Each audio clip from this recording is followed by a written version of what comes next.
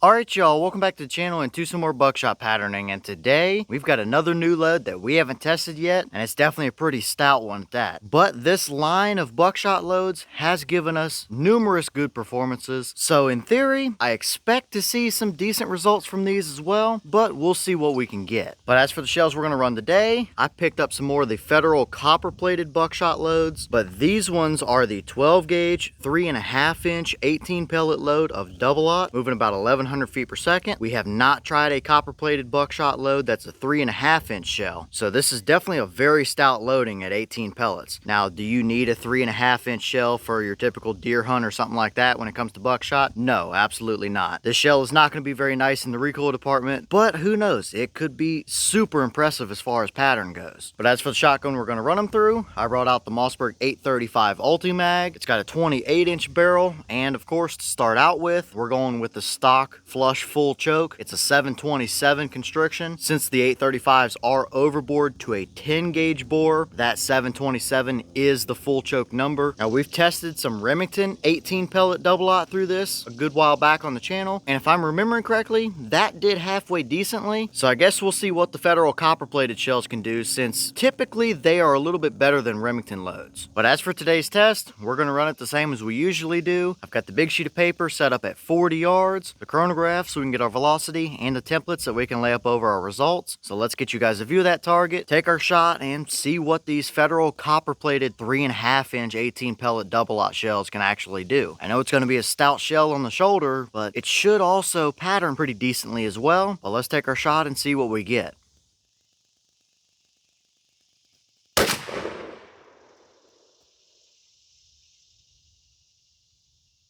Alright, that shell gave us 1172 through the chrono. Boss claim is 1100, so we are just a little bit above that claim, but that is a perfectly fine velocity for a load of double-aught buck. I don't think we're really pushing them too fast just yet. And as far as the recoil goes, yes, they were definitely a stout shell, but I don't think they were quite as bad as some of the Winchester or Remington 3.5 inch shells I've tested previously. They're still pretty stout, but how did they actually pattern down there? Let's go check it out and see.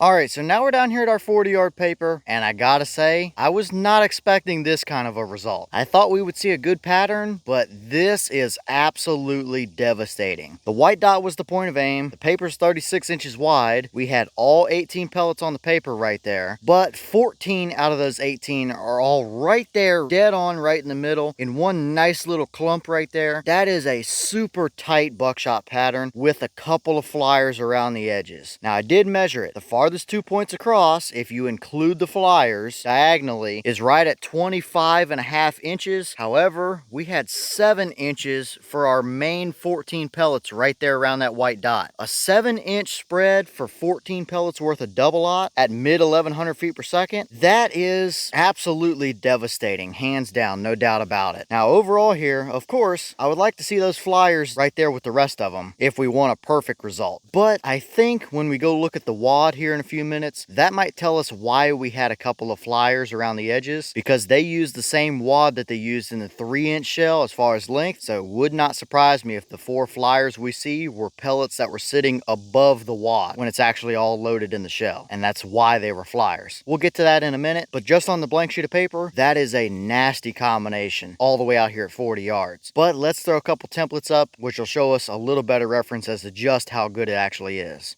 So first up here is our 10-inch circle. Even though we really don't need it, that's 14 pellets worth of double-aught in a 7-inch area right there. So yeah, I would say that's about the perfect core. I don't know that it gets a whole lot better than that for double-aught. But let's throw a few animal templates up and see what it would look like if you actually took that combo out there on a hunt.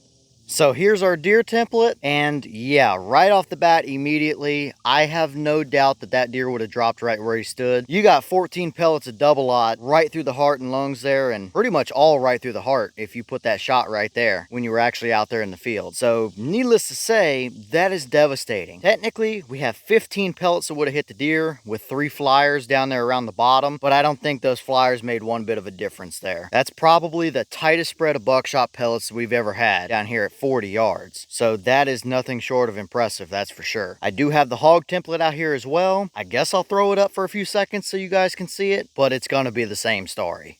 And there's that hog template, and yeah, it's the exact same story as the deer. Absolutely devastating all day long. Now, no, you definitely don't need a 3.5-inch shell for a deer hunt or a hog hunt or something like that. You don't have to subject yourself to that kind of recoil. However, that core right there, that 7 inches, that's the tightest spread of buckshot we've ever gotten across any of our shells, chokes, shotgun combos. We've had a couple float right there about 10 inches or so, but that right there is about as good as it gets. So I know there's going to be plenty of people out there that don't mind running 3.5-inch shells or prefer to run the biggest shell they can get. And for those people, I don't know that you can really get much better than this combo performed. For a buckshot load, to throw a 7-inch, essentially softball size pattern, or just a little bit larger than a softball, all the way out at 40 yards, you could easily push that to 50 all day long. And like I say in the turkey pattern test we do, you're going to run out of energy with that pattern before you actually run out of pattern capability. So I think that one pretty well speaks for itself. There's not a whole lot more I can say about it. It's just a nasty combination that does have a couple of flyers, and if we wanted to really be nitpicky about it, sure, we could have wished that they were in there with the rest of them. But I don't think having a couple flyers hurts that kind of a pattern.